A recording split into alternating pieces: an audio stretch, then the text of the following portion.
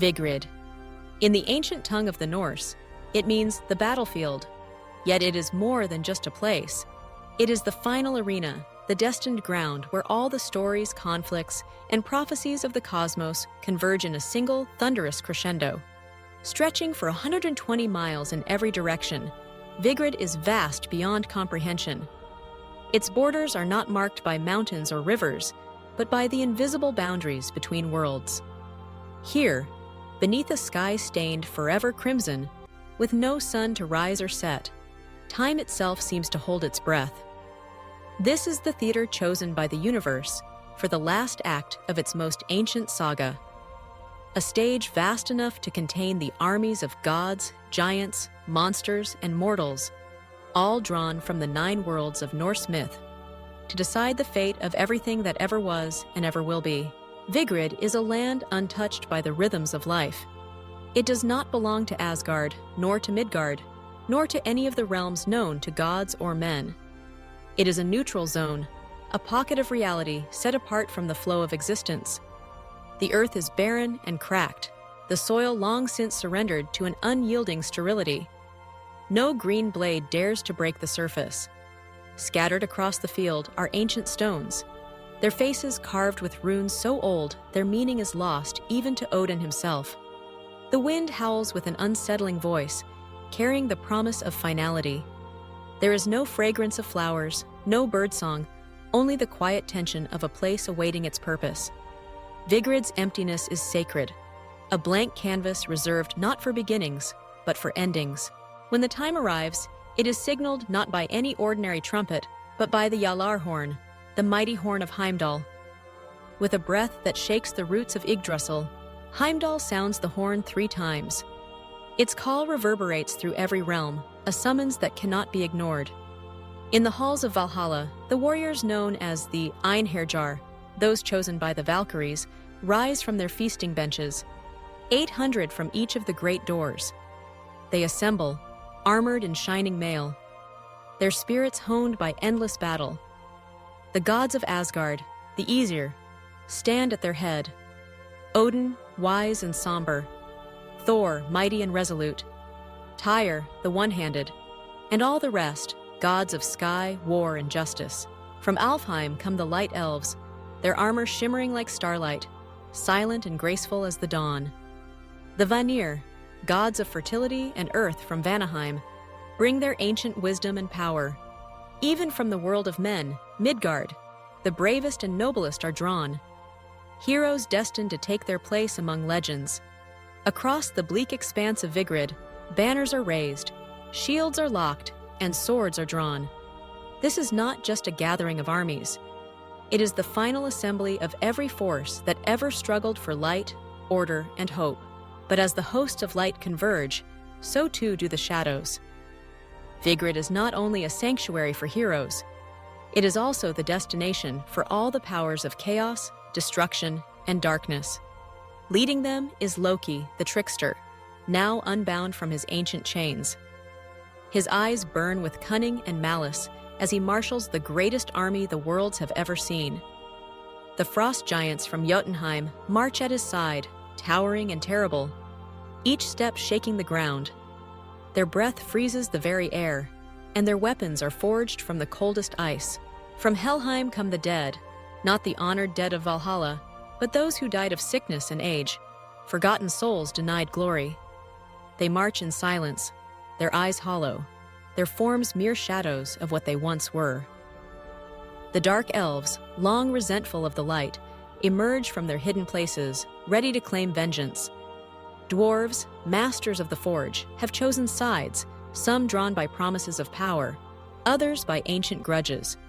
Monsters of every shape and size gather, wolves the size of houses, serpents with eyes like burning coals, creatures born from nightmares.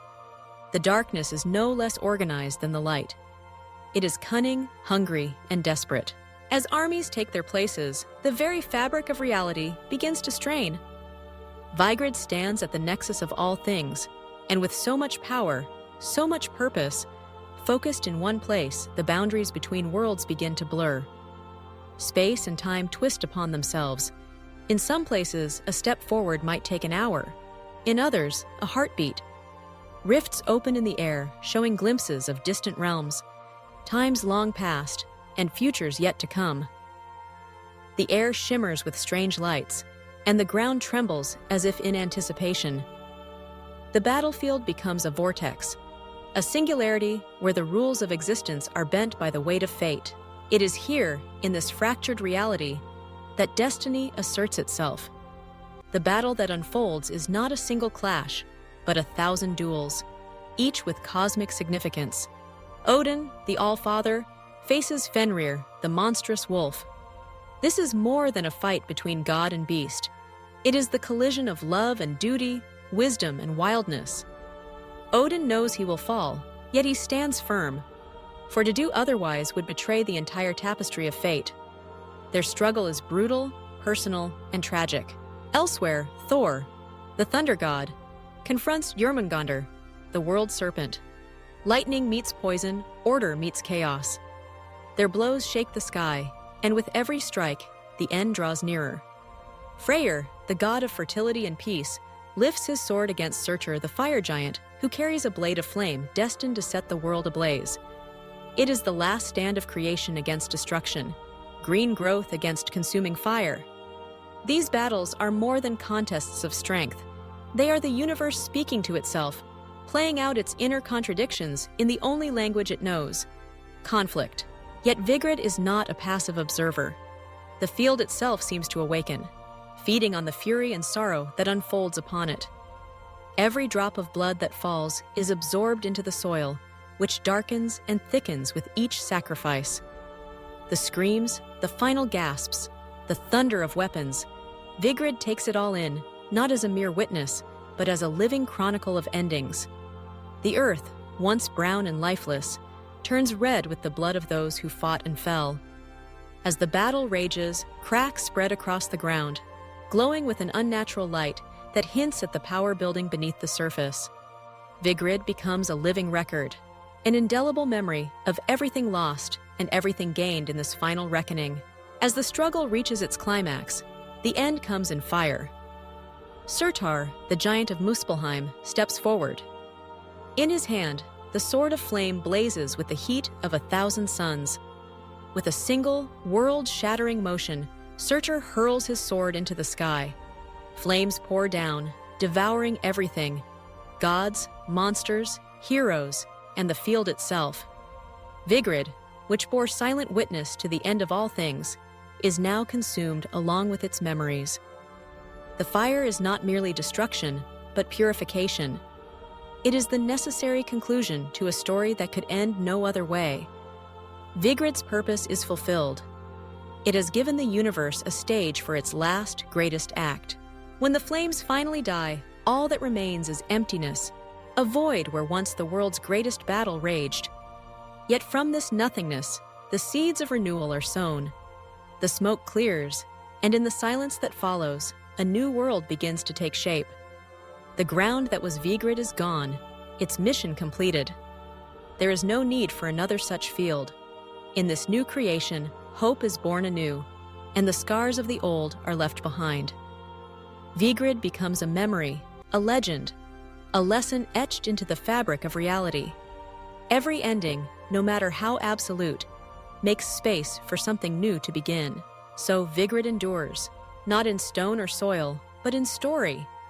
It reminds us that even the greatest conflicts, the most devastating losses, are but parts of a larger cycle.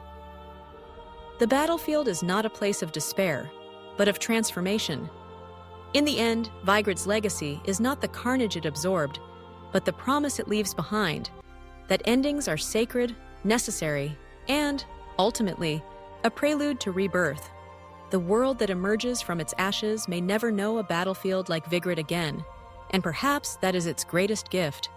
For Vigrid was never meant to last. It existed for one purpose: to host the final confrontation, to witness the death and rebirth of all things. Once that purpose is served, it vanishes, leaving only the hope that, in the worlds to come, such a stage will never again be needed.